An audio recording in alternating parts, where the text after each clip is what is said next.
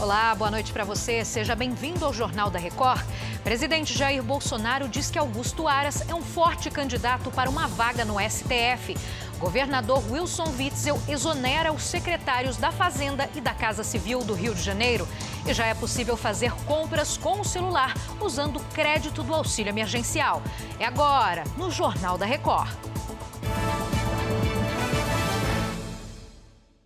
Oferecimento Bradesco. Empréstimo para começar a pagar daqui 90 dias.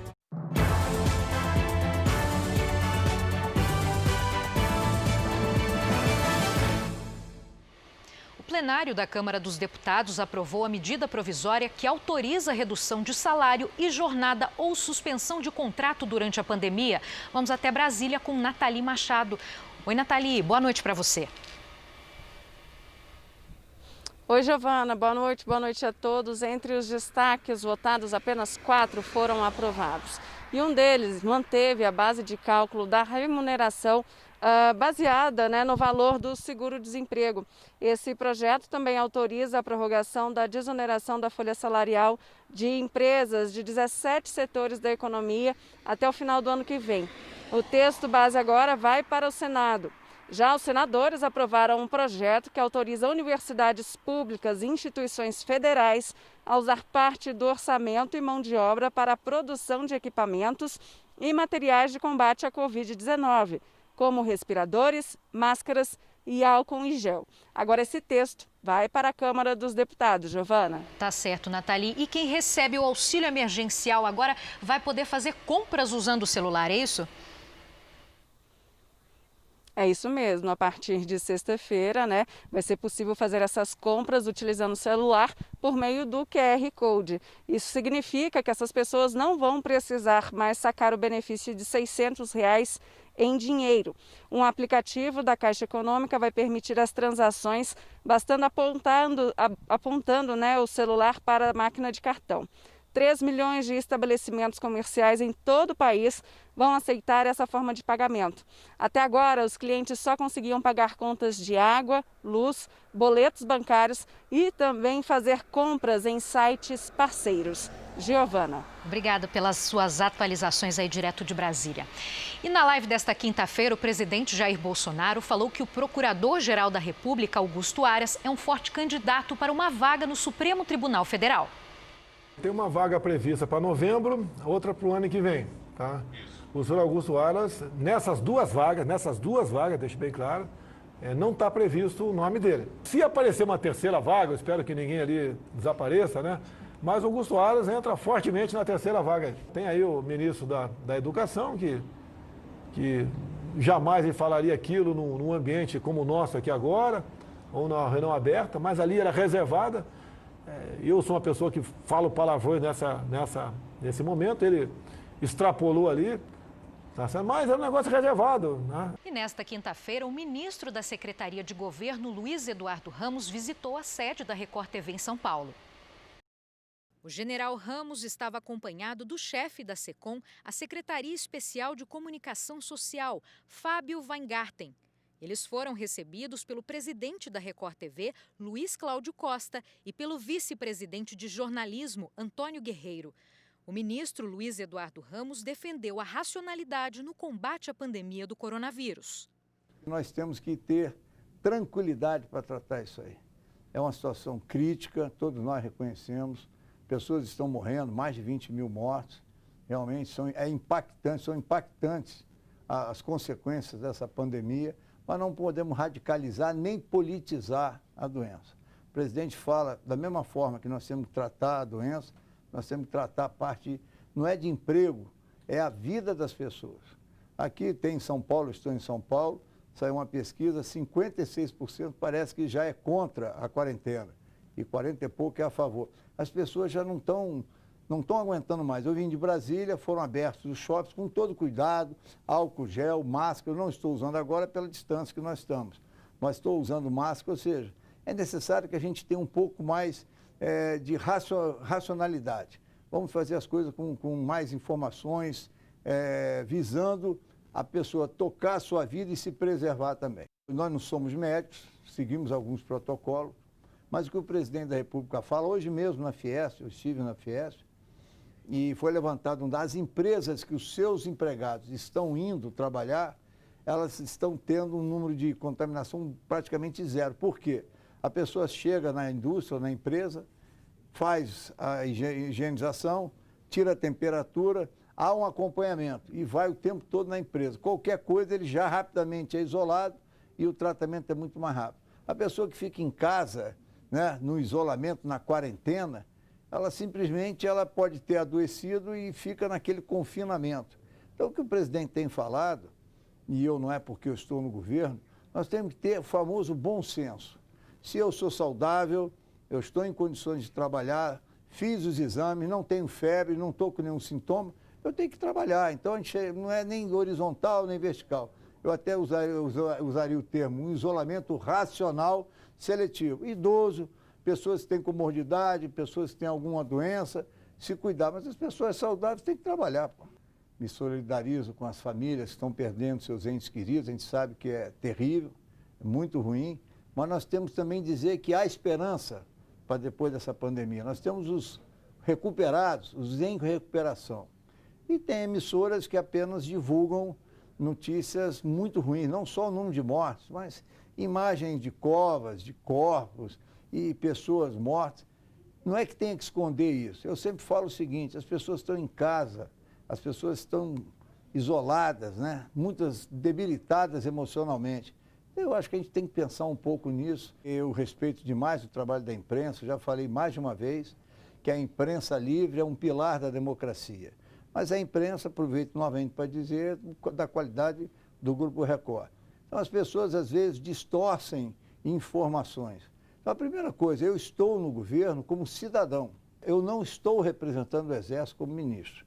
O Exército não tem participação nenhuma. O que tem sim é a minha preocupação como ex-integrante do Exército Brasileiro, ou como general, de estar à altura de honrar a história do meu Exército Brasileiro. Mas eu não sou um general exercendo uma função. Apesar de parecer meio paradoxo, mas eu sou um cidadão e é assim que eu me vejo no governo. O presidente, quando me convocou, eu estava aqui em São Paulo, essa terra maravilhosa, e eu entendi que era um momento de crise, no bom sentido. Ele tinha exonerado o general Santos Cruz e disse que precisava de mim. Ele é o comandante supremo das Forças Armadas, é bom que esclareça ao nosso espectador. Ele é acima do comandante do Exército, acima do ministro da Defesa. E ele me convocou, não tinha outra resposta a dizer, presidente, estou pronto. Passei antes no comandante do Exército, que eu tenho o maior respeito, admiração e consideração que é o João Pujol, e disse, olha, eu não sei quanto tempo é a missão, então eu gostaria apenas, protocolarmente, permanecer na ativa. Porque eu estou ministro, eu não sou eternamente ministro. É uma função política, né, essa função que eu estou, ela pode amanhã o presidente necessitar do cargo e eu tenho uma opção de retornar. Então, essa é o que foi a situação do convite do presidente. Quase 19 mil pacientes que tiveram Covid-19 já receberam alta dos hospitais do estado de São Paulo. Quem tem mais detalhes para a gente é a Daísa Bellini. Oi, Daísa, boa noite. Oi, Gi, boa noite. Esse número é 3 vezes maior que o número de mortes provocadas pela Covid-19 e também 51% superior ao de internados. Existem hoje 12.500 pessoas em hospitais do estado com a doença. São Paulo tem 95.865 casos confirmados em 517 cidades e registra 6.980 mortes. A taxa de ocupação de UTIs no estado é de 77,4% e 89,2% na Grande São Paulo. Giovana. Daísa, obrigada pelas suas informações. E o prefeito de São Paulo, Bruno Covas, foi o entrevistado desta quinta-feira da Live JR. Nessa edição, eu estive ao lado dos apresentadores Celso Freitas e Eduardo Ribeiro. O prefeito anunciou que nesta sexta-feira vai começar a testagem para coronavírus nos 90 mil profissionais da rede municipal de saúde e explicou como vai ser o início da flexibilização na capital paulista. O RT, né, que é a taxa de contaminação para a cidade de São Paulo, nessa semana está em 1, que é exatamente o número de referência que o mundo tem adotado para começar a falar em flexibilização. A tendência é que ele chegue a menos de 1 já na semana que vem, mas lembrando que o Estado adotou não apenas este critério de taxa de contaminação, como também o novo número de casos semanais que tem cada região aqui no estado de São Paulo, mas também a ocupação de leitos de UTI, a quantidade de UTI por 100 mil habitantes. São 5 parâmetros que o Estado levantou, seguindo inclusive a recomendação da OMS, para classificar as regiões aqui no estado de São Paulo e poder adotar quais aquelas que podem começar a falar em flexibilização. O que a cidade de São Paulo tem hoje, ela está colhendo tudo aquilo que não apenas a prefeitura realizou, do ponto de vista de ampliação de leitos, mas também a colaboração que a população deu ao longo dessas últimas semanas, que fez que a gente chegasse nessa taxa de 1, que já teve muito acima. A ampliação da doença aqui chegou a 17% por semana no início de março, ou seja, a gente vem baixando esses índices aqui na cidade de São Paulo e tivemos uma manutenção, praticamente todos esses índices, em relação à ocupação de leito de UTI, em relação à quantidade de óbitos por semana, ao longo das últimas 4 semanas. O senhor anunciou também que vai realizar mais testes rápidos. Quando que isso vai acontecer e como vai ser feito? Serão mais 115 mil testes rápidos, o que vai permitir à Prefeitura fazer uma investigação em todos os 96 distritos da cidade de São Paulo. Vamos fazer uma pesquisa estratificada para que a gente possa ter não apenas um resultado de 115 mil pessoas, mas uma pesquisa que tenha uma margem de erro baixa para que a gente possa saber como é que está a imunidade das pessoas nos 96 distritos. Olha, a Live JR tem transmissão pela Record News, Portal R7 e pelas redes sociais do Grupo Record, sempre às 5 da tarde. E o governador do Rio, Wilson Witzel, exonerou agora à noite 2 secretários do governo. Boa noite, Leonardo Ack.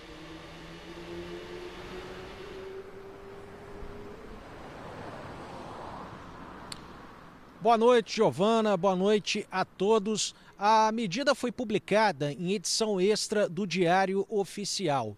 Foram exonerados os secretários André Luiz Dantas, que ocupava a Casa Civil, e Luiz Cláudio Rodrigues de Carvalho, que estava na Fazenda. No lugar deles, assumem Raul Teixeira na Casa Civil e o economista Guilherme Mercedes na Fazenda. E é grande a expectativa sobre o depoimento de Wilson Witzel no inquérito que apura irregularidades em contratos emergenciais durante a pandemia. Segundo a Polícia Federal, o depoimento pode ocorrer nesta sexta-feira. De acordo com a revista Veja, documentos apontam que o governador e a primeira-dama, Helena Witzel, se beneficiaram de contratos que previam o pagamento de R$540 mil por serviços de advocacia. É com você, Giovana. Leonardo, obrigada pelas informações e uma boa noite. Nos Estados Unidos, o número de desempregados chegou a 40 milhões, impulsionado pela pandemia do novo coronavírus. De Nova York, a correspondente Evelyn Bastos tem os detalhes. Pela 10ª semana seguida, ao menos 2 milhões de pessoas deram entrada no seguro-desemprego por aqui. Com isso, a taxa de desemprego disparou para 14,7%. É o maior índice em 90 anos.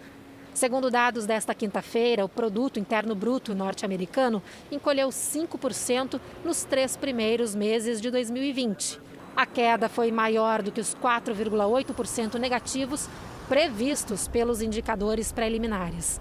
E aqui em Nova York, o prefeito Bill de Blasio anunciou as etapas de reabertura da cidade. Ele espera que cerca de 400 mil pessoas possam voltar ao trabalho já na segunda semana de junho. Giovana. Obrigada. E as tensões entre a China e os Estados Unidos aumentaram depois que Pequim aprovou uma nova lei de segurança para Hong Kong. Vamos até a Ásia falar com a correspondente Cíntia Godoy. Boa tarde, Cíntia. Boa noite, Giovana. O presidente Donald Trump convocou uma coletiva de imprensa para esta sexta-feira para discutir a situação de Hong Kong. Os Estados Unidos criticaram a nova lei e ameaçaram impor medidas de retaliação à China. Outros países, como a Austrália, Canadá e o Reino Unido, também demonstraram apoio a Hong Kong, que pode perder autonomia com a nova legislação. Aqui no Japão segue a retomada gradual da economia. Uma das maiores redes de shoppings do país abriu as portas nesta quinta-feira, na região metropolitana da capital. Mas o risco de uma segunda onda preocupa as autoridades. 9 casos de coronavírus foram registrados em um hospital aqui de Tóquio. Giovana. Cíntia, obrigada. E com a reabertura da economia dos países europeus, também é anunciado o retorno do futebol. Na Inglaterra, o Premier League volta no dia 17 de junho, sem público. E logo na primeira rodada já acontece o clássico entre Manchester City e Arsenal. O campeonato italiano retorna no dia 20 de junho. A campanha SOS Famílias do Sertão leva alimentos, alívio e esperança a quem mais precisa no sertão do Nordeste, afetado pela pandemia do coronavírus. Para doar, é só aproximar o celular do QR Code que está no canto da tela. E nesta quinta-feira, a jogadora da Seleção Brasileira de Futebol, Marta, conversou com a apresentadora Milena Ceribelli na Super Live da Record TV, que apoia o projeto. Você nasceu em Dois Riachos, no interior de Alagoas, uma região super castigada pela seca, pela pobreza. Quais eram as maiores dificuldades que você enfrentava na sua infância? Olha, como você falou, né? É uma região muito pobre, uma região sem muitos recursos, opção para trabalho. Essa ajuda que as pessoas podem dar, esse momento de solidariedade, se tornou, então, uma ferramenta muito importante, não é? Olha, sem dúvida, né? A cada oportunidade que a gente tem de ajudar as pessoas, não só no sertão, mas como a gente sabe que o Brasil tem uma desigualdade social muito grande, né? E acaba, de uma certa maneira, pesando um pouco mais para o lado do Nordeste, do Norte. Então, esse é o momento mesmo de praticar a solidariedade. Marta, o que você tira de positivo desse momento da pandemia que o mundo inteiro está enfrentando? Eu acho que as pessoas, sem dúvida, está dando mais atenção a esses detalhes, né? A essa questão de demonstrar mais amor ao próximo, de falar um oi, tudo bem, te amo, vem aqui me dar um abraço, oi, irmão, tá tudo bem, sabe? Eu acho que essas coisas assim que a gente não faz constantemente porque tem contato direto com as pessoas e tal, hoje a gente sente falta e aí tenho certeza que quando tudo isso passar, a gente vai estar dando mais valor a isso. Essa edição do Jornal da Record termina aqui. Outras informações no Fala Brasil, 8h45 da manhã. Boa noite para você. Obrigado pela audiência.